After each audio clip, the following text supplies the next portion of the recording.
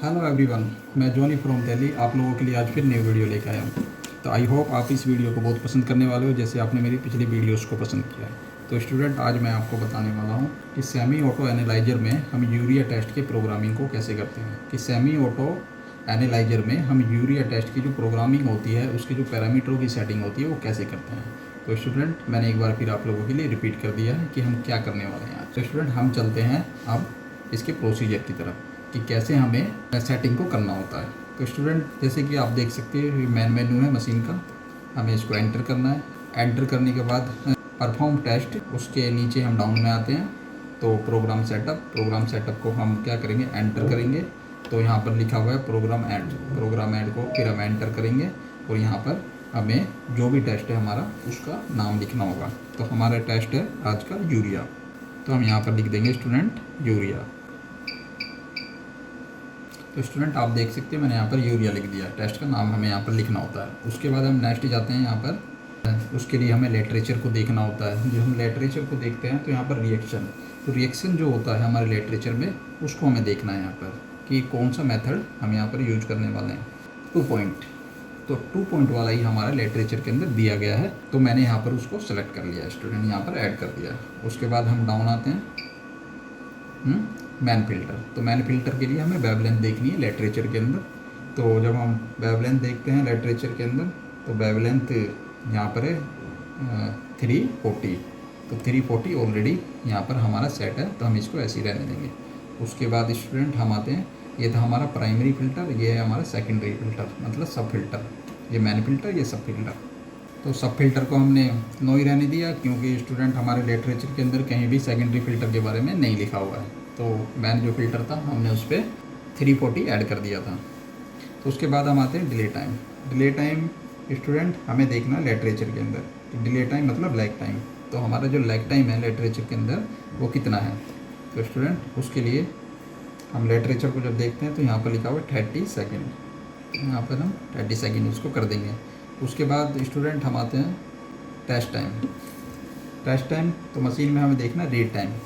Test time मतलब read time, तो read time कितना है उसको हम देखेंगे। तो यहाँ पर स्टूडेंट लिटरेचर में लिखा हुआ है 30।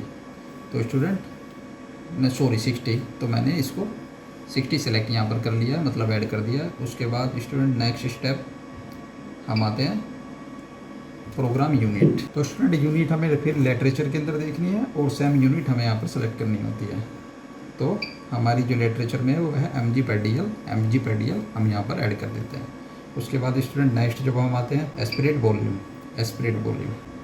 वॉल्यूम अगर आप चाहो तो 500 ही रहने दो, नहीं तो आप इसको कम भी कर सकते हो।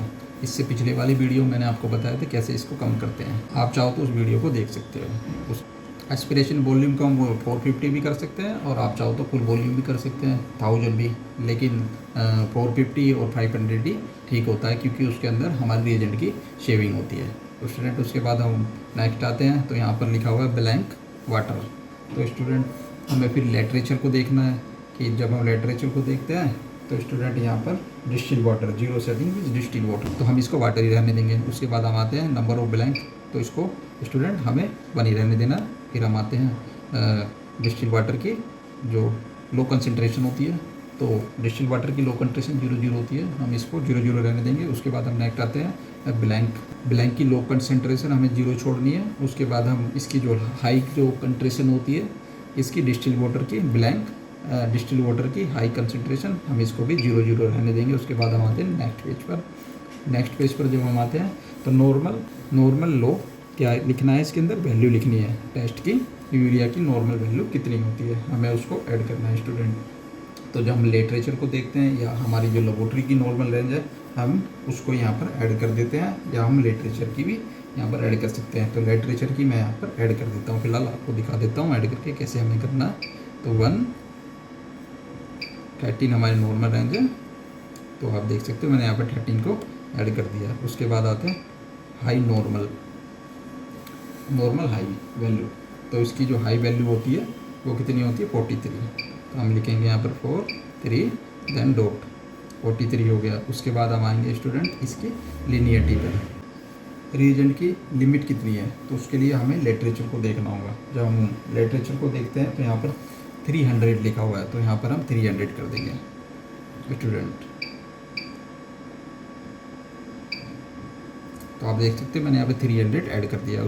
उसके बाद हम आते हैं डाइल्यूशन फैक्टर, इसको हम 1 ही रहने देंगे। फिर हम नेक्स्ट चलते हैं। नेक्स्ट जब आते हैं नंबर ऑफ स्टैंडर्ड, हम इसको 1 ही रहने देंगे। स्टैंडर्ड उसको भी हम 1 रहने देंगे। उसके बाद हमें यहाँ पर लिखना है जो सबसे ज़रूरी होता है कंसंट्रेशन, स्टैंडर्ड की कंसंट्रेशन कितनी है। जब हम लिटरेचर की तरफ आते हैं तो लिटरेचर के अंदर 40 हमें यहाँ पर दिया गया, तो हम यहाँ पर 40 लिख देंगे। 40 मैंने यहाँ पर ऐड कर दिया। उसके बाद हम फैक्टरों की तरफ आते हैं। तो लिटरेचर में देखना कि फैक्टर यहाँ पर मेंशन है या नहीं है। तो यहाँ पर जब हम देखते हैं तो यहाँ पर कोई भी फैक्टर यहाँ पर मेंशन नहीं है, तो हम इसको ऐसे ही छोड़ देंगे। फिर इसका मतलब ये जब हम स्टैंडर्ड इसके अंदर लगाएंगे तो ये ऑटो यहाँ पर जनरेट करेगा फैक्टर को। तो कंट्रोल को हम 9 ही रहने देंगे, क्योंकि अभी हम इसके अंदर कोई भी कंट्रोल नहीं लगा रहे हैं। अगर इसके अंदर हम कंट्रोल लगाएंगे तो हम इसमें लो और हाई वैल्यू भी लिखेंगे कंट्रोल की कितनी है। तो उसके बाद स्टूडेंट हम आते हैं कंट्रोल वैल्यू। तो जैसे कि मैंने अभी बताया, तो हम इसको ऐसे ही छोड़ देते हैं। फिर कुवेट टेम्परेचर 37, इसको भी हम ऐसे ही छोड़ देते हैं। उसके बाद स्टूडेंट हम करेंगे इसको क्या स्किप करने के बाद हमें इस वाली वैल्यू को क्या करना पड़ेगा, यस करना पड़ेगा। जैसे ही हम इसको यस करते हैं ये टेस्ट हमारा इसके अंदर ऐड हो जाएगा। तो इसी के साथ स्टूडेंट आज की हमारी वीडियो यहाँ पर फिनिश होती है। आई होप आपको वीडियो पसंद आई होगी। अगर वीडियो पसंद आई तो वीडियो को शेयर कीजिए, लाइक कीजिए, कमेंट कीजिए और हमारे चैनल को सब्सक्राइब कीजिए। आज की वीडियो मैंने आपको बता दिया कैसे हमें यूरिया किट की प्रोग्रामिंग किसी भी सेमी ऑटो एनालाइजर पर करनी होती है, कैसे हम उसको कर सकते हैं।